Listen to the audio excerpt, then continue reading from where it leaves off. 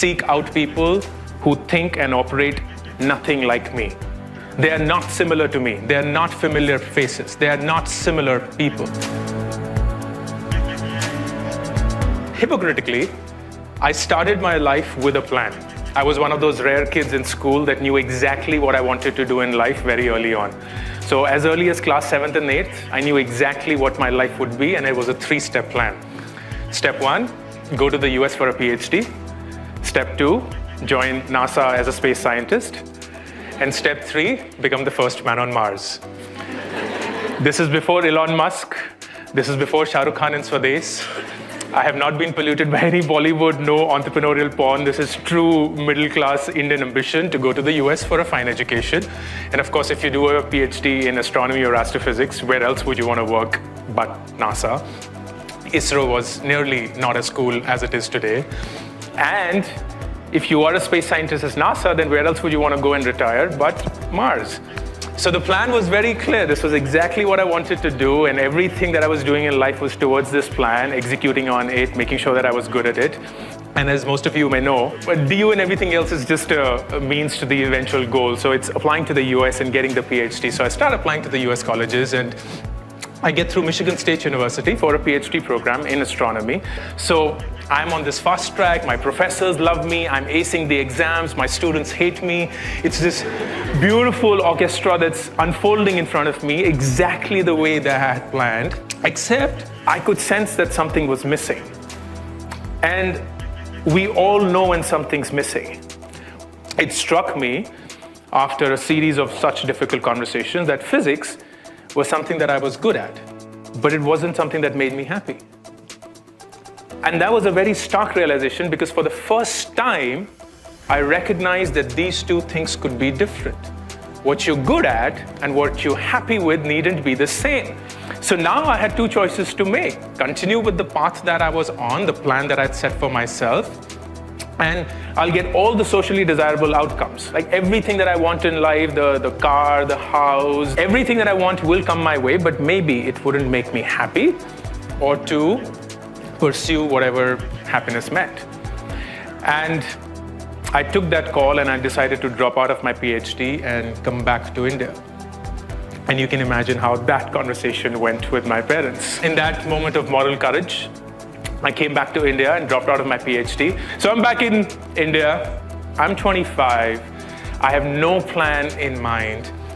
My colleagues from school or my batchmates from school, they're getting fine jobs. Some of them are really excited, so they've also got married. And I am like completely starting up. Like I had no idea. And my friends were like, look, you are confused.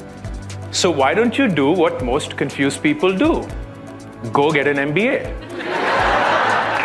So I applied to this young school called ISB, and I thankfully got through. I have no idea how, because I don't think I will make the cut today if I were to apply with that same credentials. But back then, maybe they looked at me as diversity. Like, it worked out. I landed up at ISB, and that 1 year just fundamentally changes me. It completely alters the way that I have come to think of myself. So I sat through consulting jobs and got through a really good consulting firm. And the next thing I know, as a 26-year-old, I'm sitting in the boardroom of companies, facing people whose faces I've seen on the covers of newspapers and magazines, telling them on how they should be running their business, basis the Excel sheet model that I have made, basis my understanding of their company, of which I had no idea until 3 months back. But somehow they were not complaining, and I wasn't complaining because I was getting to learn a lot. And 1.5 years into consulting, I meet with a friend of mine from business school, and he's like, I've started a new company and I wanted to talk to you about it. I was like, sure, what's it called? And he's like, it's called secondshadi.com. And I was like, is it what I think it is? And he was like, yeah, I'm an engineer, I'm a coder, so I'll build this product out, but I need someone to lend in the marketing prowess, the content, just lend a soul to the product. And I think you could be good at it, so do you want to do that? And I said, look, man, I'm genuinely enjoying myself in consulting, and for the first time in my life, I'm learning something which is meaningful. So I think it'll be foolish for me to do this as yet. However, let me just, whatever time is left out of my day job, evenings, nights, weekends, Let me just spend on Second Shadi with you and just see where it goes. I like, great, that works for us. We'll see how this goes and let's take it as it comes. It reached a meaningful scale where it warranted my full-time now. So I did that. I joined Second Shadi full-time and we started jamming and building different products together. And the big one of that became Gaadi.com. It became India's #1 car classifieds website fairly quickly. And then in 2010, Go Ibibo, which back then used to do very random things, came along and said, hey, we believe in the car classifieds business and that's a big opportunity. So we think you're doing a good job and we want to buy you out. And we were like, great, sell. So we did. And 29, we made some happy money and we went our ways, the three of us. And I was looking for what next to do. And Groupon, which was a rather young US company, started in 2008 in Chicago. That came along. And they were setting up flags all across the world, India being one of them. So they were looking for someone to set up their India business. I got in touch with them. They liked me. I liked them. And next thing I know, I started the Groupon India business from scratch in 2011. First employee, first office, first merchant, everything started from there on. Did that for a couple of years. Then I think they liked what I did, so they gave me Groupon APAC. So now I was managing countries beyond India, and for the first time I recognized how horrible I am at delegation and what a control freak I am. Like I have no idea how to get work done from people that I have no direct influence over. And that was a big unlearning for me and a relearning of sorts where I've discovered a new side of myself and I had to fix that. Did that in the next couple of years, and then in 2015, Groupon was going through its own struggles in the US and Europe were meaningfully large markets for it. So their attention towards India was minuscule and I believed in the India opportunity a lot. So I went to the Groupon global headquarters and said, I want to buy the Groupon India business from you and I want to make it independent. And their first reaction was, sorry, what are you talking about? We're a publicly listed company, you're 100% subsidiary, this does not happen. And I was like, no, why don't you hear me out? And then they heard me out for 9 months, it took that long. And over 9 months, I convinced them that this was the right thing for them. And in 2015, we pulled that off. We bought the Groupon India business from Groupon, made that into Nearbuy, which is what continues to run today. And things started from scratch. We raised our own money, we built our own product, we of course changed the brand name, we changed the business model. It was a start of sorts again. Did that for a couple of years. Paytm, which is a fairly large company, came along. They liked what we did, so they made an investment in us in 2017, and that was a big thing for us. And in October of last year, 2019, I stepped down as the CEO of Nearbuy. And I am exactly where I was 10 years back, completely clueless, no idea what I have to do in life. And if I were asked this favorite question of all times during an interview, where do you see yourself 5 years from now? The only answer I have is I do not know, but the big difference is I'm okay with that. And that's what happened to me when I came back from the US, because when I came back, I had two choices. Choice one was come up with another plan because your original plan failed. That's what we are all told. Come up with plan B and plan C and plan D and so on and so forth. That's how life treats us or has been told works. Or I told myself, is it even possible to live life without a plan? Is it possible that you have no plans, no goals for yourself, and all that you do is commit yourself to a way of living life, an operating system, a mental makeup that tells you what you ought to do every single day, week, month, year, and through that, you allow life to happen to you. You don't care where it's taking you because you're just so flexible, so agile, so welcoming that you're like, every opportunity is a great one. Because here's the deal with great opportunities. They do not come with the subject line, great opportunity. They just come. And it's only in hindsight that you realize, oh my God, this was such a terrific opportunity and I'm glad I took that up. But when you encounter it, there's so many of us who are boxed in the way we've been trained and the way we are executing our life that we wouldn't care to look sideways.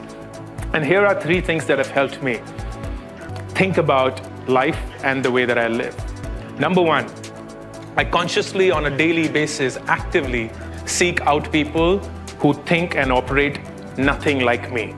They are not similar to me. They are not familiar faces. They are not similar people.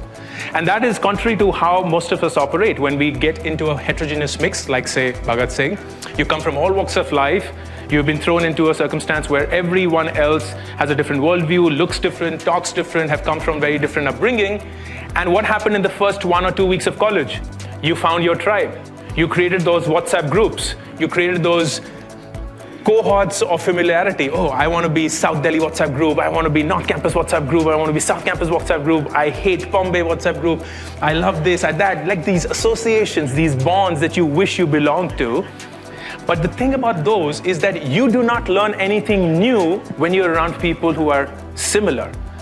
You only find out something new about the world when you spend time with people who are nothing like you.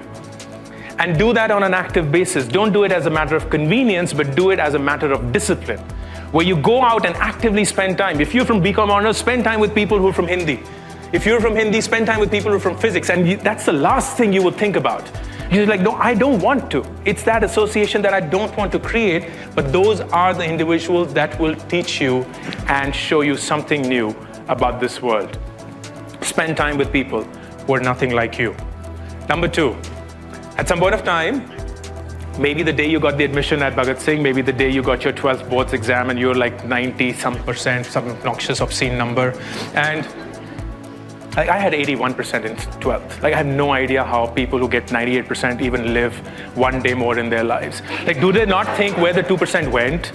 Like will they not kill themselves? Like, oh shit, if I just worked 15 minutes more in my life, I could have got the 2% anyway. So go back to a day when you genuinely felt accomplished. You felt like you've done something. And maybe at some point of time, you stand in front of the mirror and you find yourself saying, I deserve this. I deserve this. I have worked so hard in my life that I deserve to be here. And that is a lie. It's a lie that you keep telling yourself, because here's the truth. The truth is none of us in this room, including me, deserves to be where we are. We're just plain lucky. We're just lucky, and I call it the genetic lottery. We were born in a family that took care of us, that gave us food, shelter, education, love, upbringing. And because of that, we sit on opportunities that most people outside of this fancy India International Center will never get to see even for a second of their lives. And we take it for granted. We think that we've worked hard enough to be at that spot. So this level of entitlement that comes in, where we feel that the world owes us a lot, where we feel that the world has to comply, where we start complaining about random shit, like Swiggy is late, the cab's not showing up, the internet's slow, it's so hot, this chair is creaky, this professor does not know how to speak, my friends are not inspiring, I have to do 2 more hours of work, I don't get to see this Netflix episode the day it launches. Like random shit and complaining around that only and only makes you habituated to this entitlement. And if you were to drop this entitlement, go back to this very basic argument that I don't deserve to be where I am, and I have to work my ass off every single day to come close to a point where I think I could tell myself, maybe you've worked hard enough to get there. That's the only attitude that works. So the number 2 thing is don't get entitled, which brings me to the last one, and that's the fact that everything around us, this room, this fancy office, this nice campus, this world that you've been bestowed upon, all of it is designed to make one thing happen for you, make your lives comfortable. That's what we want, right? You want a book, click. You want a cab, click. You want food, click. You want love, swipe right. Everything that you want is happening at the speed of thought. It's exactly the minute you thought about it. And that tricks us into believing that the job of our life, the purpose of our existence is to make our lives comfortable. Ironically, the people that you look up to, that you would want to become, that you feel have done it in life, are consciously on a daily basis choosing the path of maximum resistance. They are choosing the path of discomfort actively. And that's the big difference between how most of us are tricked into believing and living life and how the ones who move the world forward live. They are not making themselves comfortable. And go back to your first few years of college and now think of all the choices that you make on a daily basis to make your life comfortable, to get that 15 minutes of extra sleep, to not work that 1 hour that you ought to, not challenge yourself, not face your fears. You're scared of public speaking and yet you wouldn't come up on stage. You do not know how to reach people and cold email, yet you would not write one. You have no idea how to network and bond with people whose faces you do not recognize, yet you will not throw yourself into those situations. Nothing that you do in college, nothing that you do in college is going to mess up your life, unless it's illegal. But nothing that you do is going to mess up your life. And yet, you will choose the comfortable path. yet you will choose the easy path, yet you will choose the path of least resistance. And that just blows my mind away, because that's not the purpose of it. So the third thing and the last one is, don't get comfortable. Don't get comfortable. And if you were to think and consider, and not stand here as a proponent of this is the right way of living life, but just for you to explore and identify, spend time with people who are nothing like you, don't feel entitled at any moment of your life, and don't get comfortable, you possibly will have a way of living life where there is no goal that's required, there is no ambition that needs to be set. All that is committed to is a way of living life. And if you were to do that, you'd be surprised at how life treats you. Thank you.